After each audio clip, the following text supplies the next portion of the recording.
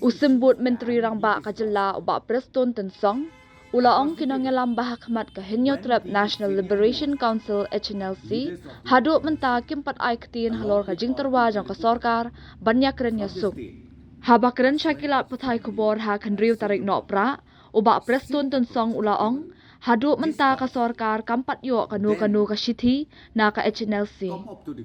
Ha kabayadai banweng no ya barok kikis, Uba Preston Ulaong, barok kini kimat la Jingiakren ringkat kinongialam barang ba ka HNLC, kinongiakren na ka sorkar jela, bat sorkar pedeng bat hadin ka jingiakren, anshim ya kijing a jingmun.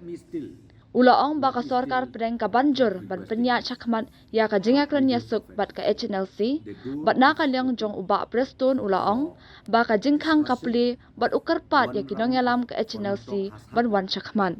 All these issues can be discussed across the table when the senior most leaders of the HNLC along with our interlocutor from the state as well as from the central government sit across the table, discuss, then come up to the government what are the recommendations.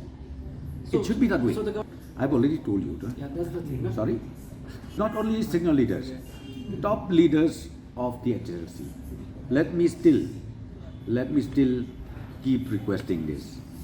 Top leaders of HNLC.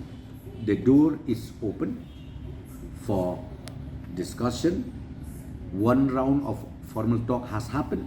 We would like to see the second, the third, the fourth, till we reach to the conclusion. So far, not yet. We are yet to see. Because see, if they do, I think it will come through their interlocutor again, because they have already sent to us officially that whatever communication, they'll do it through Mr. Sadonbla, and then it will come to their government.